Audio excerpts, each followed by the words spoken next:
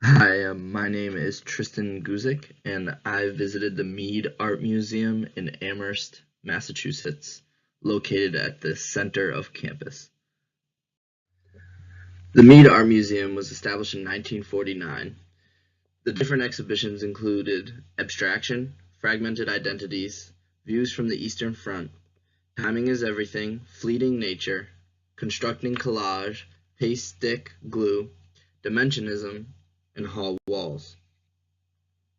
Fragmented Identities explained the works examining different ways women have been depicted or represented themselves across media from centuries around the globe. Views from the Eastern Front was about Russian artists, symbolist poets, and explored the ways in which Russian modernists engaged with themes of war, violence, and destruction during World War I.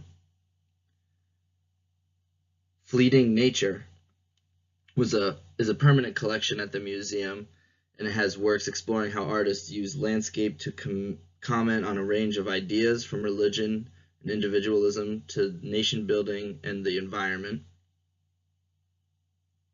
Dimensionism was the featured artwork at the time period that I visited, and it explored how scientific advances in the 20th century influenced modern art. This museum I found to be very easy to navigate.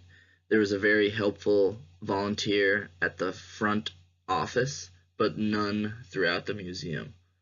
Every exhibit had a booklet with a seat, and it was attached to the seat so you could sit down and read about what you were about to look at in that room or that specific place.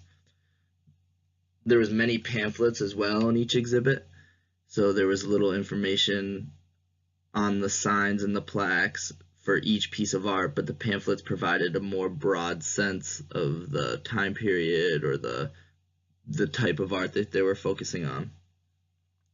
And the signs had a decent amount of information, but usually just included the description of the artist, and the time period.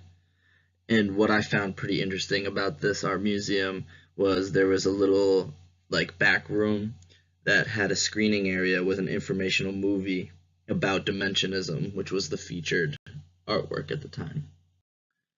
In this museum, there was pretty good lighting. Every piece either had a light directly on it or coming from behind it to give emphasis in different types of ways. Typically, older pieces had it coming from behind, so you could really look at the detail and everything, and more dim one pointing right at it. But the sculptures or the new modern art had just lights pointing right at it to illuminate it as best as possible. As you can see in the pictures here, it's a close-up of one of the plaques or signs. The piece of art on the previous slide, and that's just to give you a sense of the information that they put on it. As you can see, they would put on the price of the purchase, the art description, the artist, when he was born and when he died, and also the time period that the art was painted.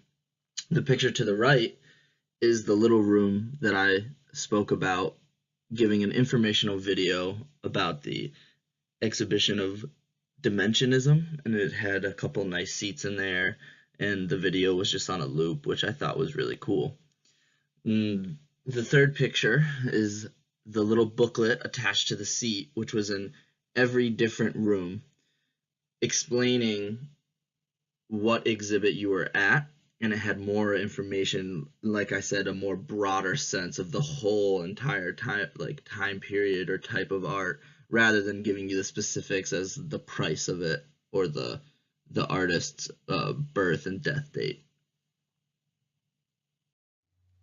I wanted to show these two pictures just to give a sense of what the lighting looked like.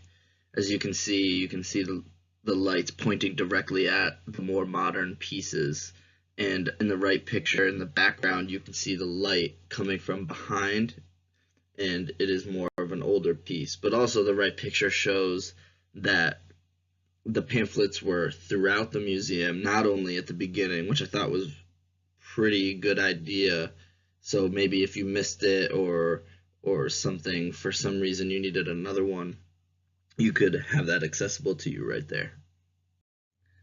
The piece that I chose that was relevant to our specific class was actually a piece by Claude Monet, which was very cool to me because that is a specific artist that we studied as a class. This is called Morning on the Scene, and it was painted in 1897, and it was oil on canvas. As you can see, it's a very dulled out piece, and the lighting is very focused right on the painting. It's not coming from the behind, but it's one of the overheads pointing right at the piece. I think that's to emphasize for you to really look into it and to interpret it, because a lot of his pieces were in the nature like this one is. As you can see, the water and the trees overhanging. But you really have to look, you really have to interpret it. And it wasn't just something that you could glance at and know exactly what it is or something like that. Expanding more on the labeling of the piece, I do like the information that they put on it, but I think that it could have benefited a lot if they put more information. As you can see, they only put the price of the purchase again, the date that it was painted, the type of material that was used, the name of the painting, his birth and death date, and obviously his name and his heritage, where he was from. I think it would have greatly benefited to put a little description about who Claude Monet was and like his type of artwork. I think it would have been good to put that he liked using a bunch of different colors and made them pop, and also made it look like they were kind of intertwined in a way, but also to make sure to include that his nature painting was his most common type of work. And I think that would have benefited people because it's a fun fact, and it would have engaged them, and it would have made them understand a little more what kind of the piece was, because I feel like it would be easy to look at this specific piece and not really know what it is, or kind of disregard it because it was so dull and it wasn't very like specific or bright like his other ones, or not as detailed as his other ones. The last part that I'd like to comment about the Claude Monet piece is the surrounding artwork, the room, and the size of the piece. So it was in a dark colored room, which was weird to me because the rest of the museum was almost looked like white walls, but they were more like brighter colors, white walls, and it was more lit. This was like more of a dark room with dark painted walls, and the light was just really emphasized onto the pieces. The other pieces in the room with it were around the same time period, but different types. So there was etching, there was carvings and stuff like that, but all from the same time period relatively. It was a very small part of the museum. It was in the very back, and that was weird to me because I like this art a lot, and I think it's really, really nice. So I feel like they should have made it like more a prominent part of the museum, maybe in the front or something like to that effect. I was surprised about the size of the piece. For some reason, in my head, just all of this art that we have been studying and looking at, they seemed to be on a bigger scale for me in my head and what I envisioned it. And this was only about 2.5 feet by 2 feet. And it was very belittling to like the piece. Like if I were to see this on a presentation in class or something, I would think of it to be much bigger. I wouldn't say it's necessarily a bad thing, just a little more shocking, in my opinion. The piece that I chose that was very interesting to me and kind of took me off guard was actually not more of a piece, but a whole room. And the piece was at the center, the main focus of the room. It was to the right of the museum as you entered, and the rest of the artwork kind of took you on a path to the left.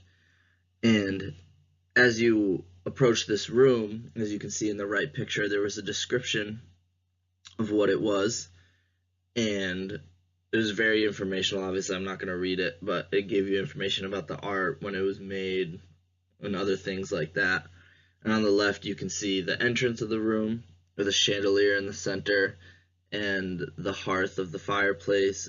And the art is actually what is above the fireplace right there and how it's sculpted. I thought this was very cool because I've never really seen anything like that. Usually you think of stuff as sculptures, pieces of art, and stuff like that, but never really a room, or especially something that's a part of the building itself. So I found it to be very, very cool. Here you can see the piece up close, and as you can see, it's a fireplace, and it's above the fireplace that is the actual artwork, clearly sculpted by someone that took a great deal of time to complete this. And a fun little fact that the security guard actually pointed out was on the right side in the corner, that not many people saw, was actually the date that it was made, and it was actually 1611, which is really, really crazy. So that really kind of captivated me and brought my attention to it.